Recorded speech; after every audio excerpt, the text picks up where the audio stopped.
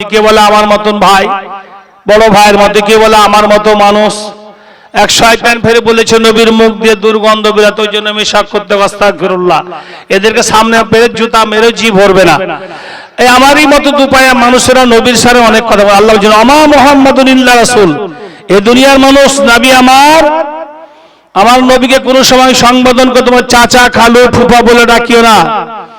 একমাত্র আল্লাহর প্রেরিত পুরুষ এবং আল্লাহ রাসূল। এই নবীকে চিনতে বুঝতে জিবরাইল আলাইহিস সালাম হয়রান হয়ে গেছিলেন। আল্লাহ আর আল্লাহ রাসূল ছাড়া নবীর ভাবকে বুঝতে পারেনি নবী কি নবী। আম্মা জান আয়েশা সিদ্দিকা রাদিয়াল্লাহু তাআলা আনহা বর্ণনা করেন যে আমার নবী কেমন, আমি এতদিন তেনার সাথে থেকেছি, নবীকে চিনতে পারলাম না, বুঝতে পারলাম না। তো বাবাজি ভাইরা, দোস্ত বুজুর্গ আমার, এই নবীকে চিনতে গিয়ে সাহাবায়ে কেরামেরা এই নবীর প্রেমে পড়ে মহব্বতে পড়ে জানমাল সমস্ত কিছুর মুখে লাথি মেরে জান্নাতি হয়ে চলে গেছেন। আমরা সেই নবীর উম্মত। ইবাদতের মূল হচ্ছে নবী মুস্তাফা।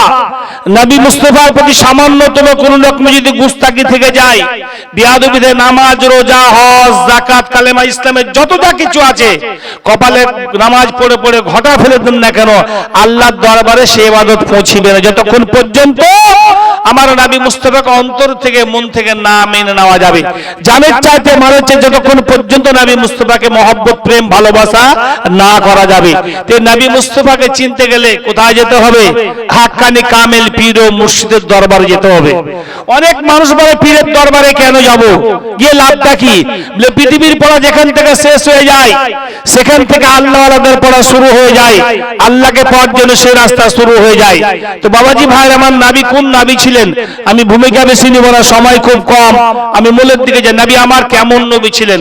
বিশ্ব রাসূল নূরে মুজাসসাম সাল্লাল্লাহু আলাইহি সাল্লাম বসে আছেন, যার নাম ছিল সালমান ফার্সি। এই সালমান ফার্সি খুব বড় সাহাবী ছিলেন। যে সালমান ফার্সি রাদিয়াল্লাহু তাআলা আনহু নামাজে বসেছেন, আসরের নামাজ পড়বেন, তার পূর্বে 50 বিঘা জমিতে 50 বিঘা জমির উপরে বড় খেজুরের বাগান। যারা হাজী সাহেবরা গেছে তারা সালমান ফার্সি রাদিয়াল্লাহু তাআলা আনহুর বাগান দেখেছে, যে না আজওয়া খেজুর হয়। এই সালমান ফার্সি রাদিয়াল্লাহু তাআলা আনহু জোহরের নামাজের পর উনি বাগানে আছেন, গোটা বাগান খেজুরে সুসজ্জিত, খুব সুন্দর এই কাজগুলো লটকিছে। আসরের আজান নামাজ পড়তে যাবেন, এবার নামাজ পড়তে যাওয়ার পূর্বে ভাবছেন খেজুরের বাগান রেখে যাব, পাখিতে তো খেয়ে নেবে খেজুরগুলা। তিনি কি করছেন? নামাজে যেমন গেছেন তাসাহুদে বসেছেন, সমস্ত এই খেজুরের বাগানের চিত্রটা নামাজের জায়নামাজে এসে হাজির হয়ে গেছে। আমাদের হয় বাপজি, আমার তো হয়। মাগরিবের নামাজ পড়ছে আর মনে মনে বলছে মেহের আলী ভাই, আমার ভাই জারুল সাহেব কখন যে সময় দেবে একটু ওয়াজ করব। আমিও নামাজ পড়ছি, আমার মনটা আছে মসজিদে, দেহটা আছে মসজিদে, মনটা আছে মাইকের কাছে। ইবাদত কতটুকু আল্লাহর দরবারে পৌঁছাবে বলেন? নিজের মনকে প্রশ্ন করতে হবে, আমি ইবাদত কতটুকু ভালো করছি। সালমান ফার্সি রাদিয়াল্লাহু তাআলা নামাজকে ছেড়ে দিয়ে নবী মুস্তাফার কাছে চলে গেলেন। আল্লাহর হাবিবকে বলেন সাদ্দাকতা ইয়া রাসূলুল্লাহ ইয়া হাবিবাল্লাহ, ওই 50 বিঘার খেজুরের বাগানকে ফিসাবিলিল্লাহ আমি আল্লাহর রাস্তায় দান করে দিলাম। নবীজি আমার বলছে সালমান কি ব্যাপার, হঠাৎ তোমার কি হলো? বলি ইয়া রাসূলুল্লাহ, যে বাগানের জন্য আল্লাহর ইবাদত নষ্ট হয় সে বাগান দেখার আমার দরকার নাই। যে বাগান আমাকে জাহান্নামের পথে নিয়ে যাবে, ও খেজুরের বাগান আমার দরকারের পৃথিবীতে থেকে যাবে। ইয়া রাসূলুল্লাহ, আমার ওই বাগানের জন্য নামাজ আমার ভুল হয়েছে। কেমন তোমার ভুল হলো? হুজুর, আমি বাগান থেকে যখন আসরের নামাজে আসলাম তো রেখে এলাম, সুন্দর সুন্দর খেজুরের বাগানে কাজ ধরেছে, পাখিগুলো তো সব খেয়ে নিবে। এই চিত্রটা আমার তাসাউদে এসে হাজির হয়েছে। আমি 2 রাকাত পড়লাম না 3 রাকাত পড়লাম, আমার নামাজ ভুল হয়ে গেছে। ইয়া রাসূলুল্লাহ, খেজুরের বাগান যদি না থাকতো তাহলে নামাজটা আমার ভুল হতো না। আমি বাগান ডাকবো না, আমি আল্লাহর রাস্তায় দান করে দিলাম। এদের প্রতি আল্লাহর ভয় কত ছিল। ওয়াত্তাকুল্লাহ, তোমরা অন্তরে আল্লাহর ভয় করো। যদি অন্তরে আল্লাহর ভয় না থাকে বাবাজি, ইবাদত করে কতটুকু কাজ হবে? এই সালমান ফার্সি রাদিয়াল্লাহু তাআলা আনহু আল্লাহর হাবিবকে বলছে ইয়া রাসূলুল্লাহ, ওগো আল্লাহর নবী, আপনি এটা গ্রহণ করুন। মুখটাকে বুঝে নিয়ে বলছে এটা আপনি নেন। নবী আমার বসে আছেন, নবীজি বলছেন না, এটা আমার জন্য নেওয়া হারাম। কোনো কথা নাই, মুড বন্ধ করে আপনি বসে আছেন, আমাকে এসে বলছেন ভাই এটা লেন, মুড বন্ধ করে, কোনো কথা নাই। আমি বলছি হারাম, তো নবীজি আমার বলছেন এটা হারাম। সালমান ফার্সি ফিরে চলে গেলেন, আর একবার মুঠে করে কিছু নিয়ে আসলেন। নিয়ে আসার পর বলছে হুজুর এটা গ্রহণ করুন। নবীজি বলেন আমার জন্য জায়েজ, আমাকে দিয়ে দাও। আচ্ছা কি বুঝবো বলেন? সালমান ফারসি রাদিয়াল্লাহু তাআলা বলেন, হুজুর একটু বলবেন প্রথমটা হারাম বললেন কেন আর এটাকে জায়েজ বললেন? বলে, সালমান তুমি যখন ওই টাকা পয়সাগুলো আমাকে দাও, প্রথমে যে মুঠ বন্ধ করে নোট টাকা নিয়ে এসেছিলে সেটা ছিল সাদকার মাল। আমি হচ্ছে নবী, আমি সৈয়দ বংশ, অতএব আমার জন্য এই সাদকা নেওয়া হারাম। হুজুর দ্বিতীয়বার বলে, দ্বিতীয়বার তুমি দিছো এটা আমাকে খুশি মনে হাদিয়া, হাদিয়া নেওয়া যায়। সালমান ফারসি রাদিয়াল্লাহু তাআলা আনহু চট করে পা দুটাকে ধরে নিয়ে বলছেন, ইয়া রাসূলুল্লাহ, এই আপনার মতো নবীকে আমি বহুত দিন থেকে খুঁজছি, ভালো মানুষ পাই নাই। হুজুর আমি ইহুদি, আমাকে আপনি কালেমা পড়ে মুসলমান করে নিন। সালমান ফারসি রাদিয়াল্লাহু তাআলা আনহু বলেন, ইয়া রাসূলুল্লাহ, ইয়া হাবিবাল্লাহ, হুজুর গো আমি বিক্রয় হয়ে গেছি, আমি গোলাম। তাই নাকি? বলে হ্যাঁ। হুজুর কালেমা পড়ে নিয়েছি, জানের চাইতে মালের চাইতে আপনাকে আমি প্রেম করব, মহব্বত করব, আপনাকে ছাড়া পৃথিবীর আর কাউকে ভালোবাসবো না। ইয়া রাসূলুল্লাহ, ইয়া হাবিবাল্লাহ, হুজুর গো আপনি আল্লাহর কাছে দোয়া করুন যে না আমার মনিব আপনার দরবারে আসতে বাধা না দেয়। সালমান ফারসি রাদিয়াল্লাহু তাআলা আনহু চলে গেলেন, কাজ করেন নবী মুস্তাফার কাছে আসেন, আবার কাজ করেন নবী মুস্তাফার কাছে আসেন। কিছুদিন যাওয়ার পর আল্লাহ নবী বলেন, সালমান তোমাকে কবে আজাদ করবে বলো? বলে, ইয়া রাসূলুল্লাহ আজকে গিয়ে আমার মালিককে বলবো আপনি কবে আজাদ করবেন। বাবাজি ভাইরা, দোস্ত বুজুর্গ আমার, সালমান ফারসি রাদিয়াল্লাহু তাআলা আনহু তার মালিকের কাছে গিয়ে বললেন, ওগো আমার মুনিব মালিক, আপনি আমাকে আজাদ কবে করবেন দয়া করে একটু বলুন। মালিক বলল, সালমান তুমি হঠাৎ কেন আজাদের কথা বলো? সামান্য তো কিছুদিন হলো তোমার আশা, আর তোমার মতো তরুতা এত সুন্দর ছেলে, ভদ্র ছেলেকে আমি চট করে আজাদ করব না।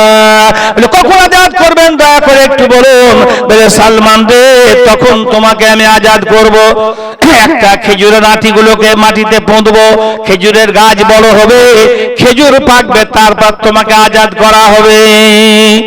সালমান ফারসি রাদিয়াল্লাহু তাআলা আনহু ঝরঝর করে কান্না করতে লাগলেন। অনেক সময়ের ব্যাপার, কি করা হয়, বিশ্বের নবী নূরে মুজাসসাম তাজদারে মদিনা রাহমাতাল লিল আলামিনকে গিয়ে বলেন, ইয়া রাসূলুল্লাহ, ইয়া হাবিবাল্লাহ, হুজুর গো আমার মালিককে গিয়ে বললাম, মালিক আমাকে কি বলল আপনি একটু শুনবেন বলুন। বলে, বলো সালমান কি বলেছে? মালিক আমাকে বলেছে যে খেজুরের আঁটিকে মাটিতে পোঁতা হবে, খেজুরের গাছ বড় হবে, খেজুর ধরবে, পাকবে, তারপর তোমাকে আজাদ করা হবে। ইয়া রাসূলুল্লাহ, হুজুর গো আমার তো জীবন শেষ হয়ে যাবে, আপনার সাথে আপনার হেফাজত করতে পারবো না, আপনার সেবা করতে পারবো না, সেবা শুশ্রূষা কিছুই করতে পারবো না। হুজুর গো আপনি দোয়া করুন যেন মজিদ আমার মনিব আজাদ আমাকে করে দেয়। নবী তার মনের ভাবকে বুঝতে পেরে বললেন, সালমান তো পাগল পাড়া হয়ে গেছে রে, চলো সালমান তোমার মালিককে বলো গা কতটা জায়গায় খেজুরের গাছের আঁটি লাগাবে, আমি তোমার সঙ্গে যাব, আমি নবী মুস্তাফা খেজুরের গাছগুলো আঁটিগুলো পুঁতে দেব। আল্লাহর নবী নূরে মুজাসসাম সাল্লাল্লাহু আলাইহি ওয়াসাল্লাম কয়েকজন সাহাবীকে নিয়ে, সালমানকে নিয়ে তার মনিবের বাড়ির দিকে রওনা হয়ে গেলেন। মালিককে ডাকা হলো, বলে ভাই কোন জমিতে আপনি খেজুরের আঁটি লাগাবেন বলুন। বলে, আপনি কে? আল্লাহ নবীকে দেখে সালমান ফারসি বলেন, ওগো আমার মালিক, ইনি হচ্ছেন আমার নবী জনাবে মুহাম্মদুর রাসূলুল্লাহ সাল্লাল্লাহু আলাইহি ওয়াসাল্লাম, ইনার হাতে জানমাল সুপে দিয়েছি, মনিব গো মনে কিছু নেবেন না, আপনি কোন জমিতে খেজুরের আঁটি পুঁতবেন বলুন। পাশে ছিল একটা জমি, বলে এই জমিতে আমি খেজুরের আঁটিগুলো পুঁতবো, বলে তাড়াতাড়ি নিয়ে এসো। সালমান ফারসি রাদিয়াল্লাহু তাআলা আনহুকে বললেন, ও সালমান ঘরের কোণাতে আঁটিগুলো রাখা আছে, বীজগুলো রাখা আছে, নিয়ে আসো। আল্লাহ রাসূল বললেন সাহাবায়ে কিরামদেরকে, তোমরা আমার সঙ্গে পিছন পিছন আসবে, সামনের দিকে এগিয়ে আসবে, পিছন দিকে কেউ তাকাবে না। আল্লাহর নূরে, আল্লাহর হাবিব নূরে মুজাসসাম সাল্লাল্লাহু আলাইহি ওয়াসাল্লামকে ওই খেজুরের আঁটিগুলোকে মাটিতে পড়তে আরম্ভ করলেন। এই পড়তে পড়তে পড়তে বাবাজি সমাধি শেষ হয়ে গেল। সাহাবায়ে কেরামেরা নবীজির সাথে সাথে এগিয়ে উঠে গেলেন। যাওয়ার পরে বললেন, বাবা তোমরা সবাই একদিকে মুখ করে দাঁড়িয়ে আছো। বলে ইয়া রাসূলুল্লাহ, পিছন দিকে কেউ তাকাওনি? বলে না। বলে এবার ডান দিকে মোড়া দিয়ে পিছন দিকে তাকাও। যেমন খেজুরের আঁটি পোতা বাবাজি পিছন দিকে তাকালেন, খেজুরের গাছ, খেজুর আঁটি পোতা মাত্র 6 থেকে 7 ফুট লম্বা গাছ তৈরি হয়ে গেল। এ নবীকে চেনার মতো ক্ষমতা আমার মতো মানুষের সম্ভব নয়। নবীকে যারা চিনেছে তারাই তো আল্লাহর ওলি হয়ে গেছেন, আল্লাহর প্রিয় বান্দা হয়ে গেছেন, তারাই তো জান্নাতে পৃথিবীর বুক থেকে বিদায় নিয়ে নিয়েছেন। বাবাজি ভাইরা, অন্তরটা সুন্দর করতে হবে, দিলটা পরিষ্কার করতে হবে, নবীকে পাওয়া যাবে। আর এই অন্তরকে যদি সুন্দর করতে হয়, হাক্কানি কামিল পীর মুর্শিদ ছাড়া সেটা সম্ভব হবে না। বাবাজি ভাইরা, মুজাসসাম দয়ার নবী মুস্তাফা বললেন, তোমরা একটু দাঁড়িয়ে থেকে যাও। কিছুক্ষণ পরে দেখেন খেজুরের গাছে খেজুর ধরতে আরম্ভ হয়ে গেল। বাপেরা ভাইরা আমার, বলল আর একটু তোমরা দাঁড়িয়ে যাও। আবার কিছুক্ষণ পরে খেজুর পেকে লাল হয়ে গেল। সালমান ফার্সির মুনিবকে বলা হলো।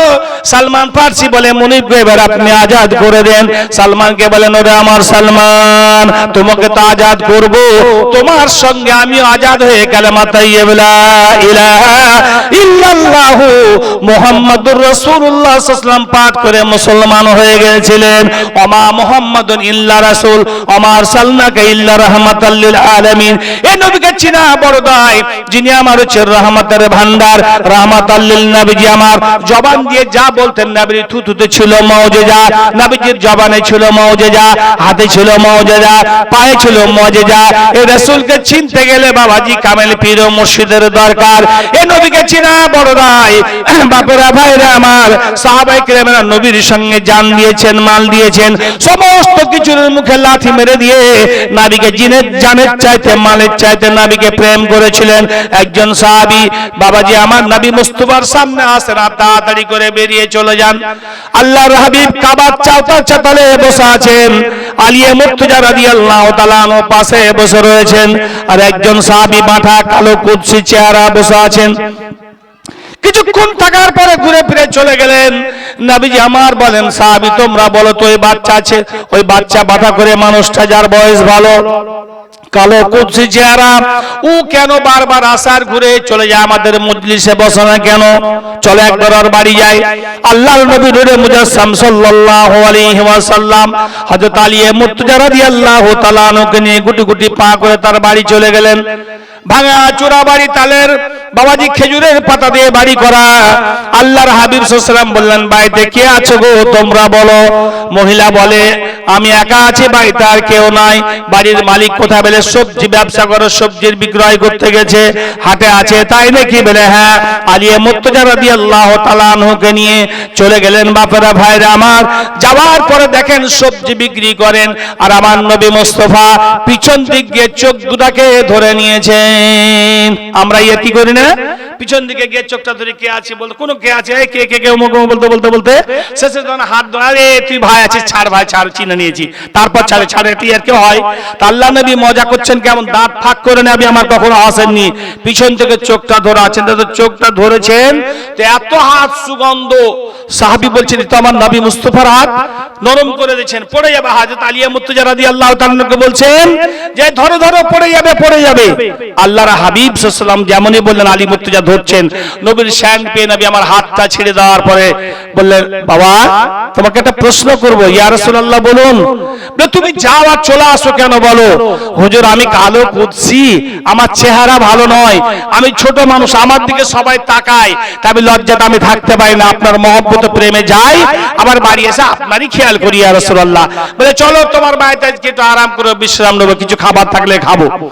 আল্লাহর নবী নূরে মুজাসসাম সাল্লাল্লাহু আলাইহি সাল্লাম ওই সাহাবীর বাড়ি চলে গেলেন। থাকার মতো জায়গা নাই, ভাঙা বাড়ি। আল্লাহর হাবিবকে বলেন, ইয়া রাসূলুল্লাহ, এমন তো ভালো বাড়ি আমার নয়, আপনাকে থাকতে দিব কি করে বলুন? নবী আমার বলেন, ও আমার সাহাবী, বাড়ির দরকার নাই, যার দিল ভালো তার মন ভালো, যার দিল ভালো নয় বাবাজি তার কিছুই ভালো নয়। যতই চারতলা বিল্ডিং করুন না কেন, আপনার আমার যদি অহংকার থেকে যায়, পাশের মানুষরা বললে ভাইজান পয়সা আছে কিন্তু অহংকারী মানুষ, লোক ভালো নাই। আর আপনার যদি কুঁড়া ঘর হয়, মানুষের সাথে ভালো ব্যবহার করেন, ভালো চরিত্র করেন, ভালো ব্যবহার দেখান, আদর্শ যদি আপনার ভালো হয়, বলবে লোকটা গরিব হলে তার ব্যবহার ভালো। আল্লাহর কোরআন বললাম, ইয়াশকুরুন নাস আলা ইয়াশকুরুল্লাহ, আল্লাহ বলে যারা মানুষের শুকরিয়া আদায় করে, যারা মানুষকে ভালোবাসে, আমি আল্লাহ তারা আমাকে ভালোবাসলো। আর মানুষকে যারা কষ্ট দেয়, মানুষকে যারা দুঃখ দেয়, আমি আল্লাহ তারা আমাকে কষ্ট দেয়। কোন মানুষকে যদি আমি ডান হাত দিয়ে আঘাত করি, মেরে দিই, আল্লাহ পাক বলেন যতক্ষণ পর্যন্ত ওই আমার বান্দা না ক্ষমা করবে, আমি আল্লাহ ততক্ষণ পর্যন্ত ক্ষমা করতে পারি না। বিশ্বের নাই বলেন, চলো চলো তোমার ভাঙা ঘরে গিয়ে আরাম করব। আল্লাহ নবী নূরে মুজাসসাম সাল্লাল্লাহু আলাইহি সাল্লাম আলীকে বলল, আলী চলো। আল্লাহর আলী রাদিয়াল্লাহু তাআলা আনহু জাঙ্গে বারাকটা পেতে দিলেন। দয়ার নবী মুস্তাফা আমার সিথান করে দিয়ে শুয়ে গেলেন, চোখটা বন্ধ করে আল্লাহর সঙ্গে ধ্যান শুরু করে দিলেন। একটু হালকা টিফিন করার পরে চোখটাকে বন্ধ করে দেন, আল্লাহর সাথে ধ্যান শুরু করে দিলেন। আসরের নামাজ চলে গেল। আলিয়ে মুর্তজা রাদিয়াল্লাহু তাআলা আনহু বসে আছেন। মাগরিবের ওয়াক্ত বাবাজি ভাইরা চলে গেল, চোখ দিয়ে পানি পড়তে আরম্ভ হয়ে গেছে। আলিয়ে মুর্তজা, আমার নামাজ তো জীবনে কাজা হয়নি, কিন্তু নামাজ কাজা করাও যাবে না। আর যিনি আমার কোলের উপর আরাম করছেন, ইনি হচ্ছে সাহেবে মেরাজ, নামাজের নামাজ। এই নবী মুস্তাফার আরামকে তো আমার ভাঙানো যাবে না। নামাজের কেমন মহব্বত ছিল বাবাজি ভাইরা। আমরা তো নামাজের টাইম হলে কত তাস খেলতে মেতে থাকি, মোবাইল নিয়ে ব্যস্ত থাকি, কত রকমের কাজ নিয়ে ব্যস্ত থাকি। আল্লাহর কোরআন, সালাতুল জিকিরি, নামাজ তো আমার জিকির। তোমরা নামাজ পড়ো, আল্লাহর ইবাদত বান্দেগি করো। ইবাদতের মূল হচ্ছে নামাজ। যারা পাঁচ ওয়াক্ত নামাজ ইমানের সঙ্গে, ইয়াকিনের সঙ্গে, ইহতিসাবের সঙ্গে যারা পড়ে, তারাই বাবাজি মুমিন মুত্তাকিন হয়ে যায়। ওই নামাজকে যদি সঠিক করতে হয়, মনকে যদি কন্ট্রোল করতে, আল্লাহর দরবারে ইবাদত যদি পৌঁছাতে হয়, একজন কামেল পীর ও মুর্শিদ ছাড়া সেটা কখনো সম্ভব নয়।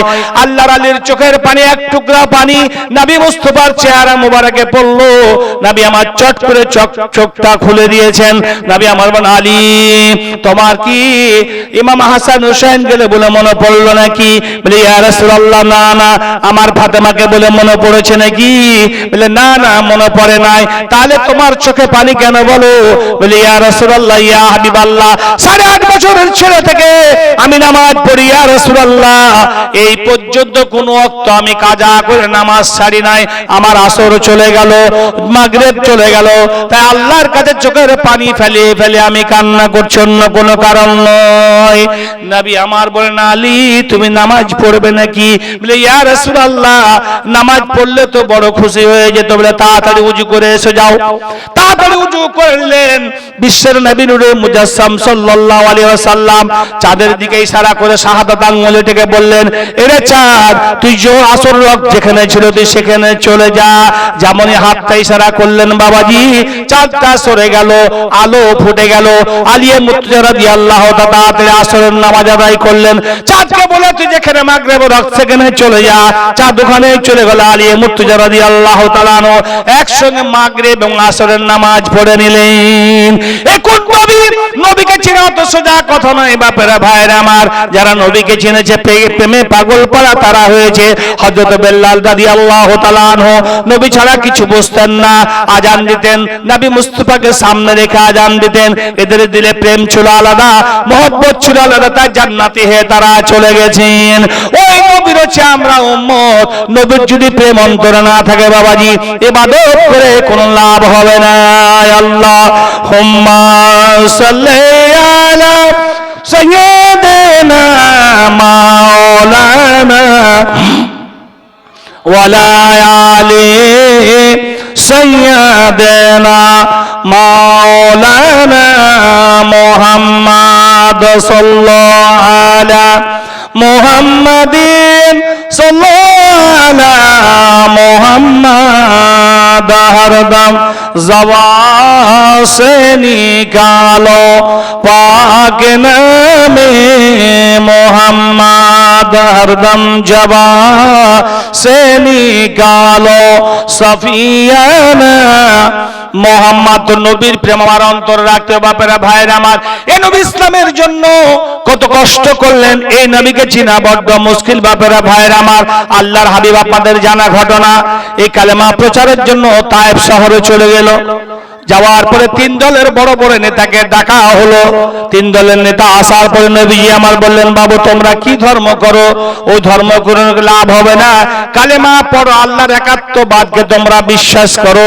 প্রথম নম্বর নেতা বলে মুহাম্মদ সাল্লাল্লাহু আলাইহি সাল্লাম তুমি কি কে বলে আমি আল্লাহর রাসূল আল্লাহর নবী বলে ছি ছি ছি তোমাকে তুমি নবী বলে দাবি করে তোমাকে লজ্জা করে না প্রথম দলের নেতা আমার নবী মুস্তাফাকে ধিক্কার দিয়ে চলে গেলেন দুই নম্বর নেতা বলল ওকে বলা হলো বাবা তুমি কালেমা পড়ো আল্লাহর পথের প্রতীক হও এসব করে কোনো লাভ হবে না যার জন্য নবী আমার জিহাদ করলেন আর আজকাল যিনি যুবরাজ বাবাজি যিনি প্রিন্স যুবরাজ সৌদি আরবের বাদশা আজ পূজা করার জন্য জায়গা দিয়ে দেওয়া হলো মাটি নিয়ে যাওয়া হলো এমন কি মদ খাওয়ার জন্য লাইসেন্স পর্যন্ত দিয়ে দিল যার জন্য বিশ্বর নবী আমার জিহাদ করেছে সেইগুলো আস্তে আস্তে শুরু হয়েছে কিয়ামতের আলামত আল্লাহর নবী নূরে মুজাসসাম সাল্লাম দুই নম্বর নেতাকে বলল কালেমাটা একবার পড়ুন বলে না না আপনি তো একটা পাগল আপনার লজ্জা করে না যারা নবী হবে তাদের উদ্যম থাকবে পয়সা বড়ওয়ালা মানুষ হবে তাদের বংশ বড় থাকবে তাদের সমস্ত কিছু থাকবে আপনি এতিম ছেলে বাপ নাই মা নাই আপনি নবী বলে দাবি করেন আপনাকে লজ্জা করে না দুই নম্বর নেতা চলে গেল তিন নম্বর নেতাকে বলল ভাই ওরা তো কিছু বুঝলো না আপনি দয়া করে একবার কালেমাটা পড়ে নিন ও বলল পাগল রে পাগল তোমার মতন পাগলে আরবের বুকে আর কেউ নাই ধিক্কার দিয়ে কচি কচি বাচ্চা ছেলেরা খেলা করছিল ওরাকে বলল দেখ পাগল পাগল বাচ্চাগুলো পাথরগুলোকে তুলে আমার নবীকে আঘাত মারতে আরম্ভ করলেন আর পাথর ছুটতে আরম্ভ করলেন একটা পাথর নবীজির চেহারা মুবারকে কপাল মুবারকে গিয়ে পড়লো একটু রক্ত বেরিয়ে আসলো আল্লাহর হাবিব সাল্লাল্লাহু আলাইহি সাল্লাম খেজুরের বাগানে গাছের গোড়ায় বসে গেলেন রক্তটাকে চেপে ধরে নিলেন আল্লাহকে বলে আল্লাহ যে জাতির কল্যাণের জন্য তুমি আমাকে নবী করে পাঠিয়েছিলে তারা আমাকে পাথর মারলো আঘাত করলো আল্লাহ রক্তাক্ত করে দিল আল্লাহ আল্লাহ তুমি সব জাননেওয়ালা আল্লাহ গো তুমি সব কিছু জাননেওয়ালা আল্লাহ তুমি এদেরকে ক্ষমা করে দাও হযরত জিবরাইল আলাইহিস সালাম এসে হাজির হলো আল্লাহ বলল যাও যাও আমার পেয়ারা নবীকে গিয়ে বলো তায়েফ শহরের দুদিকে দুটো পাহাড় রয়েছে আল্লাহ যদি অর্ডার করেন দুই পাহাড়কে একত্রিত করে সেকেন্ডের মধ্যে তায়েফবাসীকে আমি ধ্বংস করে দেব হযরত জিবরাইল আলাইহিস সালাতু সালাম আসলেন সালাম কালাম হলো আল্লাহর হাবিব বলেন জিবরাইল হঠাৎ তোমার আগমন কি ব্যাপার বলো বলে ইয়া রাসূলুল্লাহ হুজুর গো একটা কথা বলবো বলে কি বলে আল্লাহ আপনার কাছে আমাকে পাঠিয়েছেন কেন পাঠিয়েছে বলো বলো বলে আল্লাহ আমাকে বলল দুই দিকে দুই বড় বড় পাহাড় রয়েছে তায়েফ শহরে আপনি যদি এক্ষুনি বলে দেন ও তায়েফ শহরকে একত্রিত করে আল্লাহ পাক ধ্বংস করে দেবেন নবীজি আমার বললেন ও জিবরাইল তুমি আমার আল্লাহকে গিয়ে বলো গা আমি প্রতিশোধ নেওয়ালা নবী নই আমি আঘাত দেওয়ালা নবী নই কষ্ট দেওয়ালা নবী নই ওরা বুঝেনি আমাকে পাগল বলে পাথর ছুঁড়েছে আঘাত করেছে কিন্তু এই কচি কচি বাচ্চাগুলো বুঝে না এরাও তো ধ্বংস হয়ে যাবে মারা যাবে এরা এককালে বড় হবে কালেমা পড়বে মুসলমান হবে আমার ইসলামের শক্তি বেড়ে যাবে আমি ক্ষমা করে দিয়েছি আমার আল্লাহ পাক যেন তাদেরকে ক্ষমা করে দেন আমার সাল্লাকা ইল্লা রাহমাতাল লিল আলামিন আমার নবী হচ্ছে রাহমাতাল লিল আলামিন রহমতের ভান্ডার আমার মত আব্দুস শুকুর যদি ক্ষমতা থাকতো আল্লাহকে বলে আল্লাহ উদয়চাঁদপুরের মানুষ লক্ষ্মীনারায়ণপুরের মানুষ আমাকে আঘাত করেছে আল্লাহ দুদিকে দুই পাহাড় আছে আল্লাহ তুমি তো বলছো বলো আমি এখনই আল্লাহ বলি তুমি ধ্বংস করে দাও সাত সাত বলতাম আল্লাহ ধ্বংস করে দিত কিন্তু বাবাজি ভাইরা আমার আমার রাহমাতাল লিল আলামিন যিনি দুনিয়ার মালিক ও মুখতার যিনি আমাদের সাফা সাফাতের কান্ডারি নবী আমার এত কষ্ট করেছেন, এতই করেছেন, তবু নবী আমার কাউকে বদদুয়া দেন নাই। আম্মা জানা আয়েশা সিদ্দিকা রাদিয়াল্লাহু তাআলা আনহা বলেন, ইয়া রাসূলুল্লাহ, ইয়া হাবিবাল্লাহ, একদিন তেল মর্দন করছেন। আম্মা জানা আয়েশা সিদ্দিকা রাদিয়াল্লাহু তাআলা আনহা পিঠে তেল মাখাচ্ছেন। আল্লাহর হাবিবকে বলেন, ইয়া রাসূলুল্লাহ, ইয়া হাবিবাল্লাহ, হুজুর গো, আপনার কি কোনোদিন জীবনে পচড়া ঘা হয়েছিল নাকি? আপনাকে কোনো অসুখ হয়েছিল নাকি? বলে, কেন আয়েশা, বলো বলো। পিঠের মধ্যে দেখি কালো কালো দাগ, এই দাগগুলো কিসের? দয়া করে আপনি একটু বলুন। নবীজি আমার বলেন, আয়েশা, আমার জিন্দেগিতে কোনো ঘা ঘস কোনো রকমের ওই ধরনের অসুখ হয় না। বলে, পিঠে দাগ কেন? বলে, আয়েশা রে, এটা তায়েফবাসীর উপহার। তায়েফে কালেমার দাওয়াত দিতে গিয়েছিলাম, আর ওই বাচ্চা ছেলেরা আমাকে পাথর মেরেছিল আয়েশা, এইগুলো পাথরের দাগ, অন্য কোনো পচড়া ঘা আমাকে হয় নাই। কোরআন বলেন, লাকাদ কানা লাকুম ফি রাসূলিল্লাহি উসওয়াতুন হাসানাহ। ওগো নবী মুস্তাফা, আপনার আদর্শ চরিত্রটাকে সারা বিশ্বের কাছে বুলন্দ করে দিয়েছি, যে আপনার চরিত্রের সঙ্গে বিশ্বে কোনো মানুষের চরিত্র মিলবে না। ওমা মুহাম্মাদুন ইল্লা রাসূল, নবী তোমার খালু নয়, ফুফা নয়, নবীকে কোন রকমের সম্বোধন করে ডাকিও না। ইনি হচ্ছেন একমাত্র আল্লাহর প্রেরিত পুরুষ, আল্লাহ রাসূল। আল্লাহুম্মা সাল্লি আলা সাইয়্যিদিনা মাওলানা মুহাম্মাদ ওয়া আলা আলিহি মাওলানা মুহাম্মাদ সাল্লাল্লাহু আলা মুহাম্মাদিন সাল্লাল্লাহু আলা মুহাম্মাদ হরদম ज़बान से निकालो पाक नामे मुहम्मद हरदम ज़बान से निकालो सफियाना मुहम्मद सल्लल्लाहु अलैहि वसल्लम। তোমার নবীকে আপনাকে আমাকে চিনতে হবে। চিনব কি করে?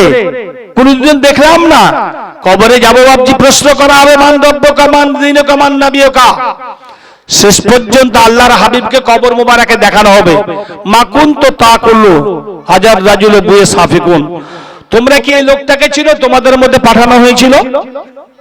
আপনার সাথে আমার কোনদিন মাস্টার মশাই দেখা হয়নি, বহরম করে কতবার দেখা হয়েছে, কথাবার্তা হয়নি। এখন যদি দেখা হয় তো কথা হবে না? ভাই কেমন আছেন? জি হুজুর কেমন আছেন? হবে ভাই, হবে না? হবে না? আপনাদের সঙ্গে দেখা হলে, চেনা জানা হলে কথা তো হবেই।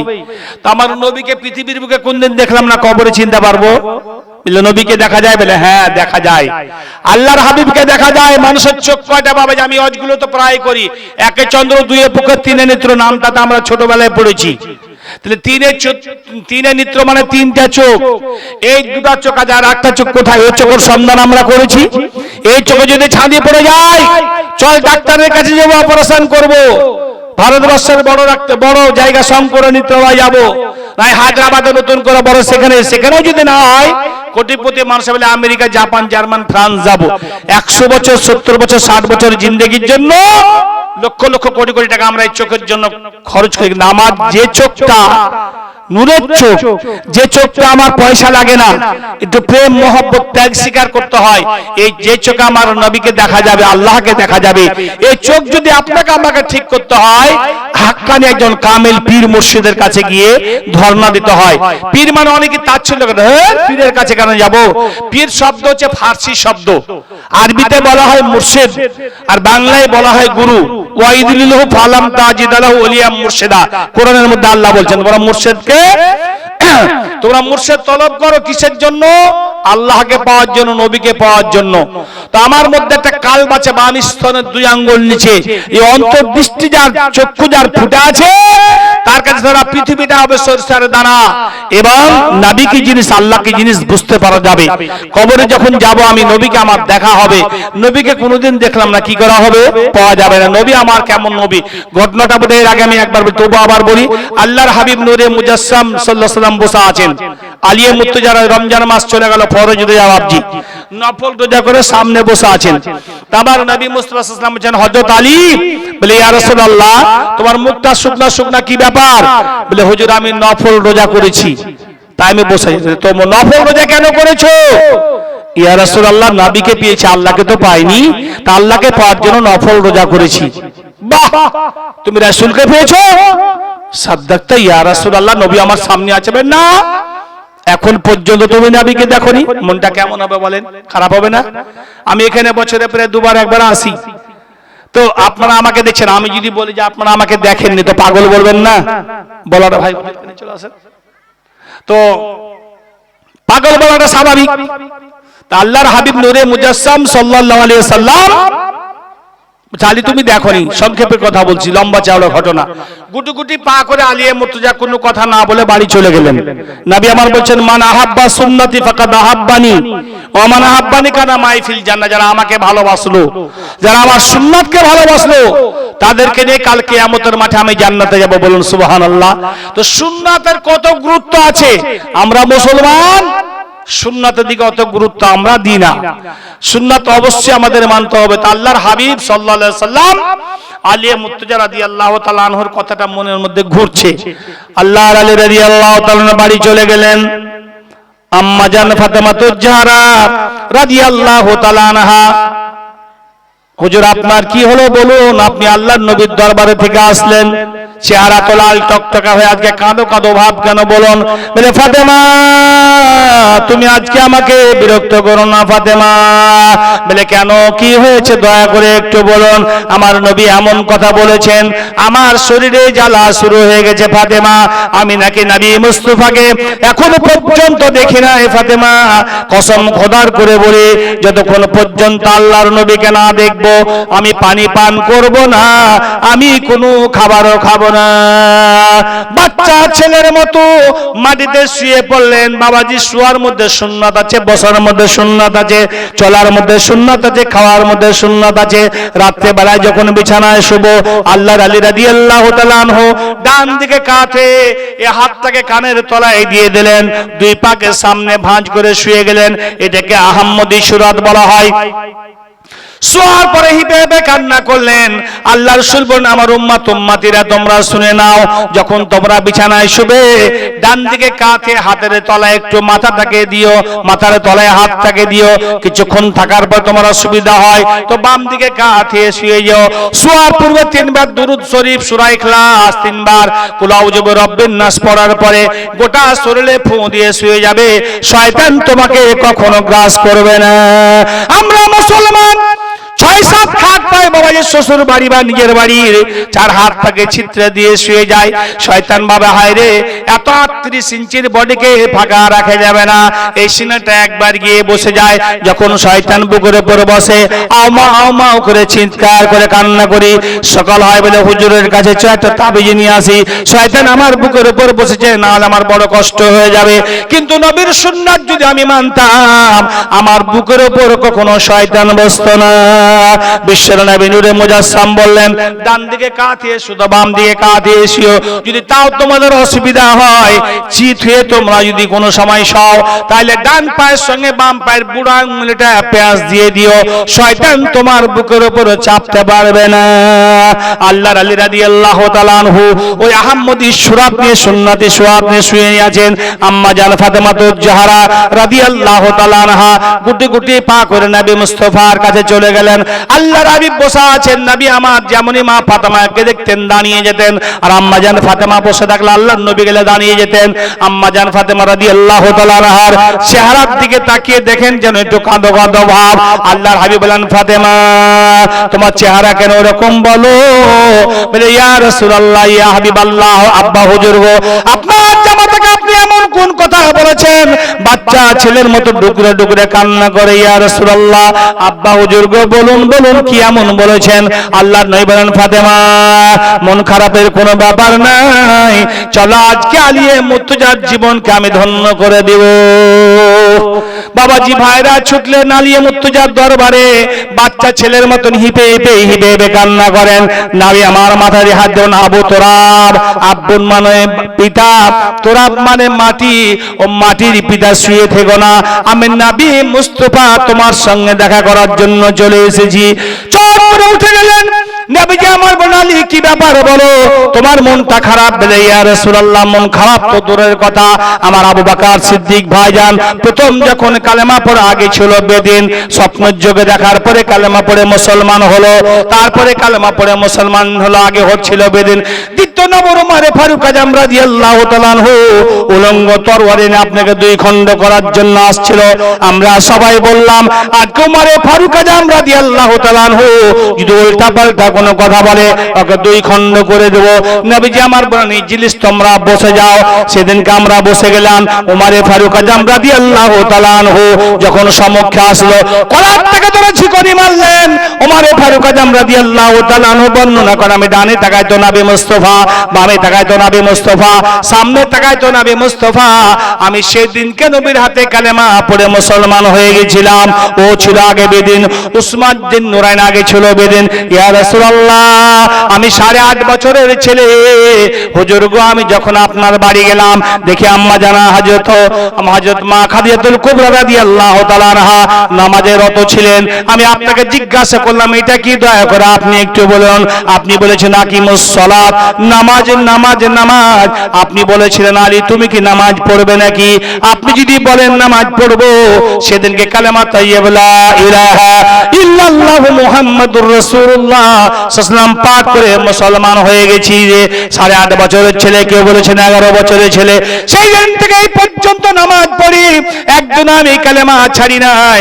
কত যুদ্ধের প্রান্তরে আপনার সঙ্গে গেলাম, কাফের রাতির মারল, কোনটা ডান হাত দিয়ে পেটে নিয়েছি, কোনটা বাম হাত দিয়ে পেটে নিয়েছি, কোনটা বক্ষ স্থল দিয়ে তীরকে পেটে নিয়েছি, আপনাকে একখানা তীর লাগতে দিই নাই।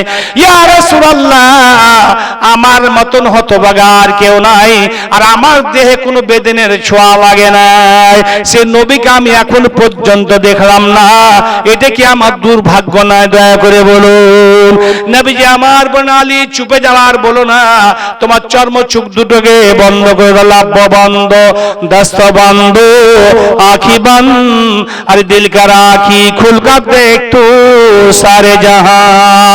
এ আলিয়া মুর্তজা, তোমার তো চর্ম চোখকে বন্ধ করে দাও। মানব দেহের মধ্যে 9টা দরজা আছে বাবাজি, 2 চোখের ফোঁটা, 2 নাকের ফোঁটা, কানের ফোঁটা, মুখের ফোঁটা, পেচ্ছাবের দ্বার, পায়খানার দ্বার। এই 9 দরজাকে 9 দরজা কপাট দিয়ে লাগিয়ে দাও। বাম স্তনের 2 আঙ্গুল নিচে কালবের দিকে তুমি ধ্যানস্থ হয়ে যাও। আলিয়ে মুর্তজা রাদিয়াল্লাহু তাআলা আনহু চোখ দুটাকে বন্ধ করে কালবের দিকে ধ্যানস্থ হয়ে গেলেন। কিছুক্ষণ থাকার পরে আলিয়ে মুর্তজা রাদিয়াল্লাহু তাআলা আনহু, আলী তোমার অবস্থা কি বলো? বলে ইয়া রাসূলুল্লাহ, হুজুর গো, 7টা ভাগ জমিন আর 7টা ভাগ আসমানে যা কিছু আছে আমি আলিয়ে মুর্তজা সবকিছু বাজি দেখতে। বলে আর কি দেখছো বলো? ইয়া রাসূলুল্লাহ, আপনার যে নুরানি চেহারা, এই নুরানি চেহারা আমি কালবের মধ্যে দেখছি। বলে আর কি দেখছো বলো? বলে আল্লাহর আরশে মুআল্লা পর্যন্ত দেখছি। বলে আলী, আজ থেকে মুকাম্মিল আল্লাহওয়ালা তোমাকে আমি বানায়া দিলাম। বাপেরা ভাইরা আমার, নবীকে কোন চোখ দিয়ে দেখেছেন? আলিয়ে মুর্তজা রাদিয়াল্লাহু তাআলা আনহু। বাপেরা ভাইরা, নবীকে যদি আপনাকে আমাকে দেখতে হয়, এই কালকে আমাকে আপনাকে জাগাতে হবে। যতক্ষণ পর্যন্ত কালকে না জাগাতে পারবো, নবীকে দেখতে পাবো না, আল্লাহকে দেখতে পাবো না। আমার বাপ মা 70 বছর আগে, 40 বছর আগে, 50 বছর আগে কবরে শুয়ে আছে, চল জিয়ারত করে আসি রে। জিয়ারত করার মানে হচ্ছে বাবাজি সাক্ষাৎ। চল চল সাক্ষাৎ করে আসি। কার সঙ্গে সাক্ষাৎ করি বলি? চল পাথর চাপি দাতা বাবার দরবার যায়, চল সাক্ষাৎ করে আসি। আমরা হুজুরের সঙ্গে 350 জন এই গত 9 তারিখে বাবাজি আমরা 11-12 তারিখে ঘুরে এলাম আজিমনগর থেকে। চল খাজা বাবার দরবার জিয়ারত করে আসি, সাক্ষাৎ করে আসি। চল আমরা তো কবর দেখে চলে আসি। বাপেরা ভাইরা আমার, হাকিকি বলে যারা সেই ধরনের মানুষ এই চোখ দুটাকে বন্ধ করে দেয়, রাত্রে বেলায় অন্ধকারে তারা কবরের পাশে গিয়ে বসে যায়, মাজার মোবারকের পাশে বসে যায়। মাজার পাশে কি অবস্থায় আছেন তারা না দেখে ওই মাজার থেকে বেরিয়ে আসেন না। এটা কোন ইলম বাবাজি? কোরআন বলে আসবাগা আলাইকুম নিয়ামা জাহরাতান ওয়া বাতিন। ও নবী মুস্তাফা, সুসজ্জিত করে আপনাকে দুটো নিয়ামত দান করে, যেটা প্রকাশ্য ইলম আর অপরত গুপ্ত ইলম। এই গুপ্ত ইলম বাবাজি যেটা ইলমে মারিফাত বলা হয়, যেটাকে গোপন বস্তু বলা হয়, এই ইলমে মারিফাত যদি আপনাকে আমাকে জানতে হয়, হাক্কানি কামিল পীর ও মুর্শিদ ছাড়া সেটা কখনো সম্ভব নয়। আলা বিজিক্রিল্লাহি তাতমাইন্নাল কুলুব। বাপেরা ভাইরা আমার, এই জিকিরের দ্বারা কালটা আমাকে সুন্দর করতে হবে। কাল কিয়ামতের মাঠে আল্লাহ টুপির বিচার করবেন না, রুমালের বিচার করবেন না, পাঞ্জাবির বিচার করবেন না, ভালো ভালো পোশাকের বিচার করবেন না। এগুলো হচ্ছে নবীর সুন্নাত, আমি রেখেছি। আল্লাহ পাক বিচার করবেন আমার দিলটার বিচার। বুখারী শরীফের হাদিসের মধ্যে আল্লাহ রাসূল বলেছেন, মানবদের মধ্যে একটা মাংস পিণ্ড আছে, ওটা যদি পবিত্র হয় গোটা দেহটা পবিত্র হয়ে গেল, আর ওটা যদি অপবিত্র হয়ে যায় গোটা দেহটা অপবিত্র হয়ে যাবে। এটাকে পবিত্র করলে বাবাজি হাক্কানি কামিল পীর ও মুর্শিদ ছাড়া সেটা সম্ভব নয়। বলে কি করে মুর্শিদ ধরে আমার কি লাভটা হবে? ও বাপেরা ভাইয়েরা আমার, 6666টাই আল্লাহর কোরআন। আল্লাহর কোরআন এমন একটা গ্রন্থ, আপনি আমল করুন দিল পাথর হয়ে যাবে, দিল নরম হবে না। আবার এমন একটা আমল আছে, পালন করুন, আপনার দিলটা সুন্দর হয়ে যাবে, নরম হয়ে যাবে। কিন্তু যারা আল্লাহর মানুষ, তারা এই কোরআনকে মন্থন করে, তারা রিসার্চ করে যে ওজিফাগুলো আমলগুলো করলে আপনার দিলের মধ্যে কাজ হবে, নূরে মানাওয়ার হবে। অতএব সেই সবগুলোকে আল্লাহওয়ালারা কিছু ওজিফা আমল দেখায়া দেন, বলে দেন ওই আমলগুলো আপনি আমি রাত্রেবেলা এসা নামাজ পড়ে যদি চুপচাপ আল্লাহ জিকিরে বসে যায়, আল্লাহ ধ্যানস্থ হয়ে যায়। ও বাপেরা ভাইরা আমার, সেই ধ্যানস্থ যখন হবো, তখন আমার বাপ 40 বছর আগে মারা গেছে, কবরে কি অবস্থা